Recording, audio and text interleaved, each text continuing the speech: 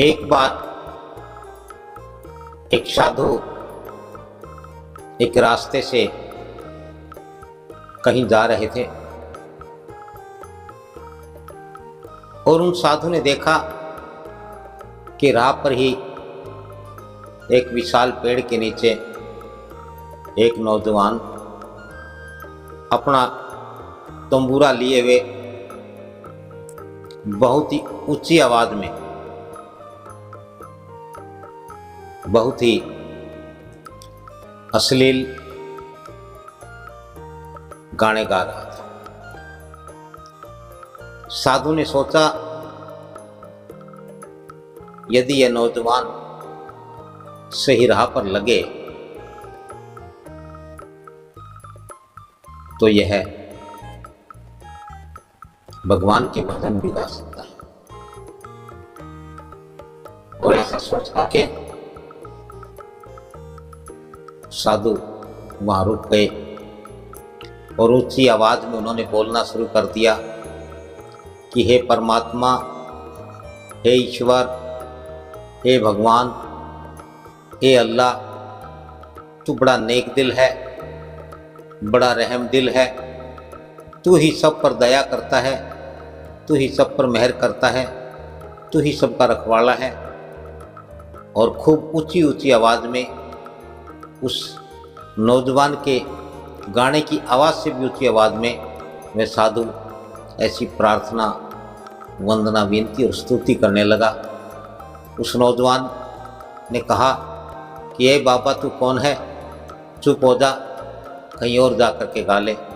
लेकिन साधु जी तो साधु ठहरे, उन्होंने और भी ऊंची आवाज़ में फिर वही गाना शुरू कर दिया, हे परमात्मा, हे ईश्वर, हे अल्लाह, हे भगवान, तो मूर्खों को बुद्धि दे, बेसमझों को समझ दे, बेअक्लों को अकल दे। और वह नौजवान जो तंबूरे पर गा रहा था वह बड़ा तिल मिला जाता है। वह बार बार साधु को रोकने का प्रयास करता है।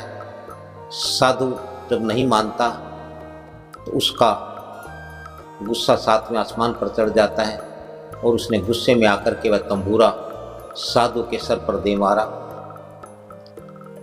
और इस प्रकार से उसने एक दो और जोर जोर से तंबूरे साधु की कमर पर मारे, तंबूरा टूट गया। और इस प्रकार से उस नौजवान का गाना छूट गया। साधु वहां से चुपचाप बिना कुछ कहे, बिना कुछ सुने अपने आश्रम में चले आए। और साधु ने अपने आश्रम में आकर के अपने शिष्य को यह पूरी कहानी कह सुनाई और कहा कि अपने शिष्य से कहा कि तुम जाओ और उस नौजवान को उसके तंबूरे के पैसे दो और साथ में एक मिठाई का यह डब्बा भी ले जाओ, उसे मिठाई भी खिलाना। उसे कहना कि भाई साधु जी आपसे क्षमा चाहते हैं, अपने किए की माफ़ी मांगते हैं, गलती मांगते हैं। ऐसा ही हुआ।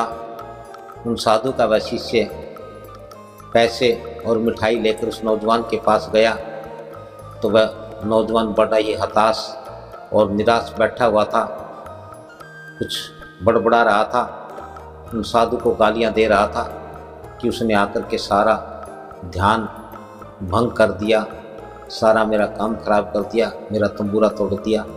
तभी वह साधु का शिष्य कहने लगा कि मैं उसी आश्रम से उन्हीं साधु का शिष्य हूँ और उन साधु के द्वारा भेजा हुआ ये आया हूँ कि तुम्हारे तंबूरे की कितनी कीमत है। तो उस नौजवान ने कीमत बताई, उस शिष्य ने उसकी कीमत अदा की और कहा कि ये लो मिठाई भी खा लो। और साधु ने तुमसे माफ़ी मांगी है, गलती मानी है कि भी मेरी वजह से तुम्हारा नुकसान हुआ है, तुम्हारा ध्यान भंग हुआ है। अब पैसे और मिठाई देख करके उस नौजवान का मन एकदम से बदल जाता है, पिघल जाता है, क्योंकि उसने ऐसी बात ना सुनी थी ना देखी थी, लेकिन उसके साथ ऐसी घटित हो रही थी। तो उसने कहा कि मुझे आप साधु के पास ले चलो।